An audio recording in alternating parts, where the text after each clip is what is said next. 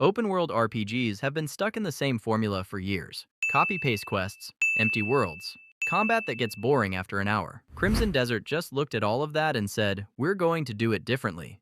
And honestly, they might have actually figured it out. Because what I'm seeing from this game, it's not just different, it's on a whole another level. Let me break down why.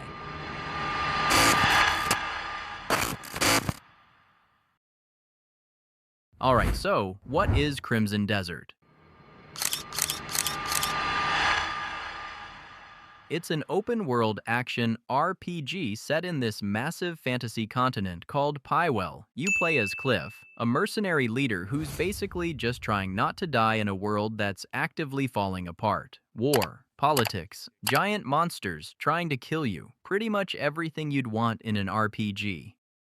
Now, here's where it gets interesting. This isn't some random indie studio making promises they can't keep. This is Pearl Abyss, the same people who made Black Desert Online. You know, that game with combat. So good, it makes other MMOs look like they're fighting in slow motion.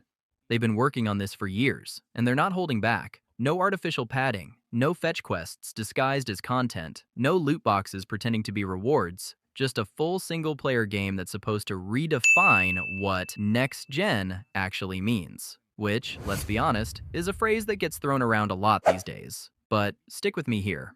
So what actually makes this next-gen? Because every game says that, right? Oh, it's next-gen, and then you load it up and it's just shinier grass. But Crimson Desert? They're doing some wild stuff. First off, the world is alive. Like actually alive. Not NPC walks to the market at 9 a.m. alive. I'm talking dynamic weather that changes how you fight, animals that hunt each other, political factions that shift power based on what you do. The world doesn't just sit there waiting for you to show up. It's moving, evolving, honestly kind of terrifying.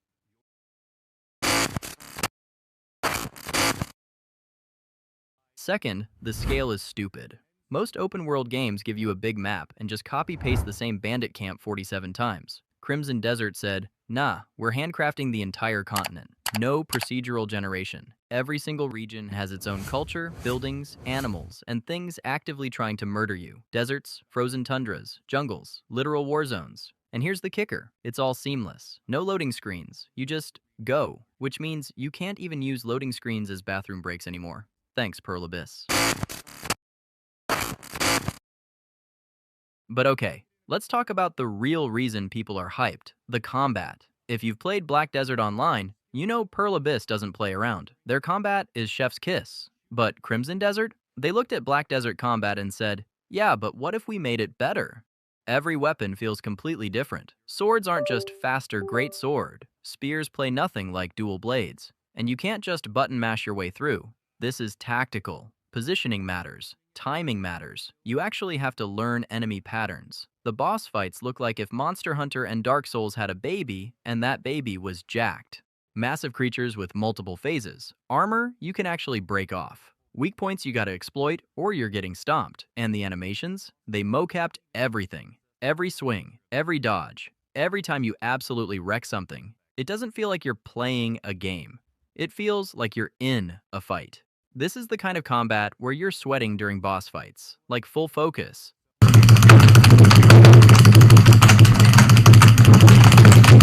No distractions. Your mom could call and you'd ignore it. Sorry, Mom, I'm fighting a dragon the size of a house.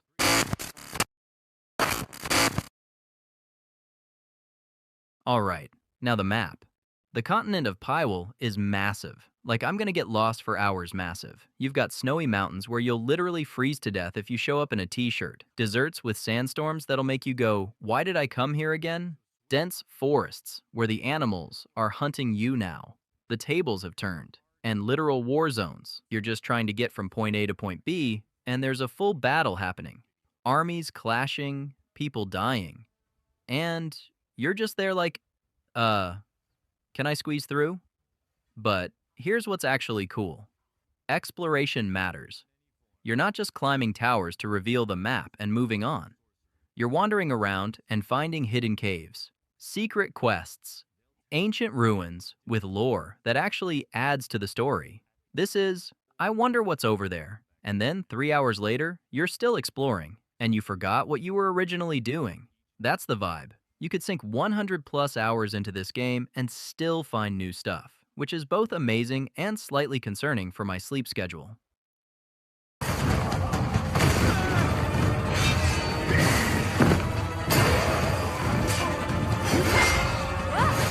Here's why I think Crimson Desert might actually live up to the hype. Pearl Abyss isn't chasing trends. They're not trying to make this a live service game. No battle passes, no roadmaps with 47 DLCs planned before the game even launches. They're just making a game.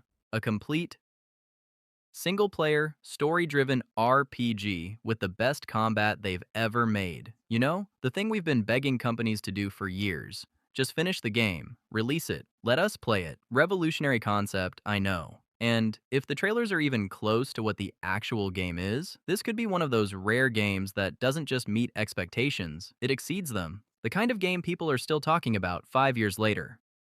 So, yeah, Crimson Desert is probably going to be insane. If you want me to go deeper into the story, break down the lore, or just nerd out about the gameplay mechanics for 20 minutes, drop a comment and let me know, because trust me, I've barely scratched the surface here. But for now, keep this game on your radar, because this might actually be the RPG we've been waiting for. And I, for one, am ready to ignore all my responsibilities when it drops. See you in Pywell.